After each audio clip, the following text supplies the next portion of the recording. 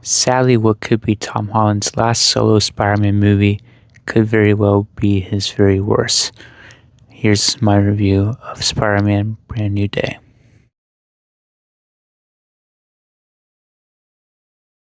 Now, I'm not the biggest MCU fan.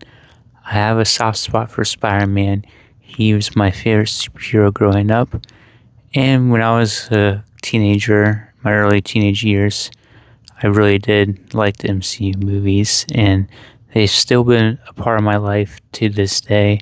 I've still seen all the movies. I haven't seen all the TV shows, but I'll still watch the new movies when they come out, even though most of the time anymore, I don't think they're all that great. And overall, I think Tom Holland has been a pretty decent Spider-Man, but I feel like this is his dullest performance out of the 4 movies he's done so far. The pacing of this movie is just way too slow for me. The first hour, it just went by so slowly, and I think it really drags. It was really boring, honestly, and the more exciting parts that happened in that first hour just really did not hit well for me. Just everything about it, the music, the dialogue, it just didn't stick. The second half of the movie does pick up a bit, but by that time, I don't really feel that invested in the main villain of this movie, which I won't give away here. This is going to be a spoiler-free review. Like I said, it does get better. The action gets a little better. Pretty much everything gets a little bit better, but still, just making up that first hour that just absolutely dragged.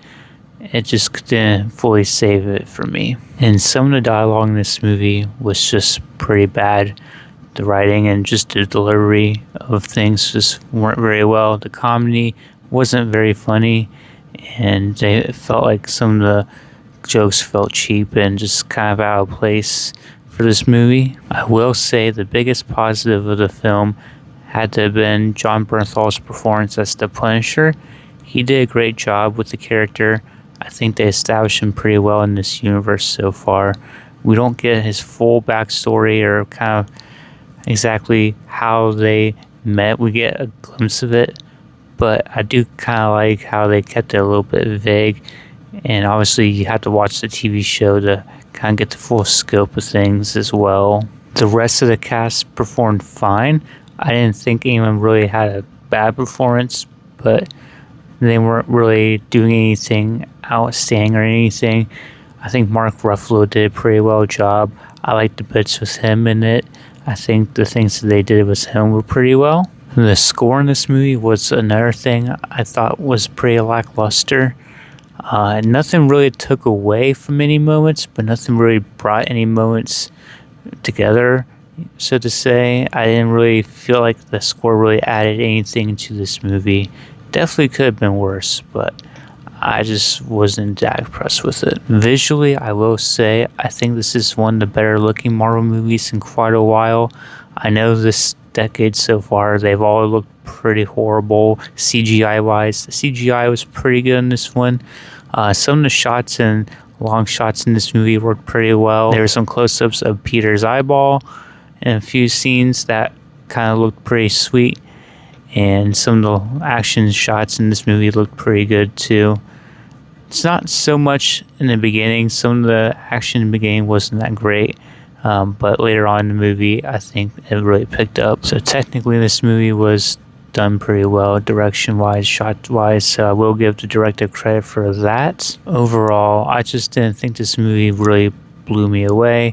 It wasn't a horrible movie, wasn't super bad or anything, but it wasn't great either, and honestly, I was expecting a little bit more out of it, being possibly Tom Holland's last Spider-Man solo movie.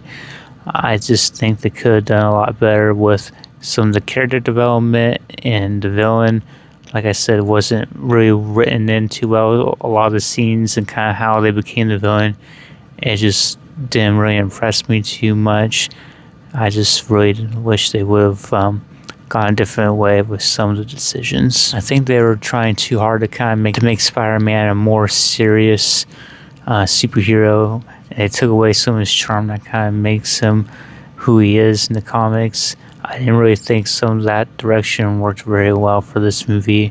I understand trying to go for it, and I don't fault him for trying it. I just didn't think it landed very well. So overall, I think I'm gonna have to rate this film a 5 out of 10. It's definitely not terrible, but it's just kind of dull and probably nothing I want to really go back and revisit again. So those are just my thoughts, you guys. Thanks so much for watching. Please let me know in the comments down below what you thought of this movie. Again, I keep it spoiler free, so I'm leaving out some specifics, but if you guys want to talk more about it, let me know, and I'll freely talk to you in the comments about it. Thanks for watching. Please like the video. Please subscribe to the channel. I'm going to be doing more movie reviews, movie discussion videos. I'll keep making shorts as well on here to keep engaging with you guys. Thank you guys so much for watching. Please share the video as well. It really helps the channel out. I'll see you guys in the next one.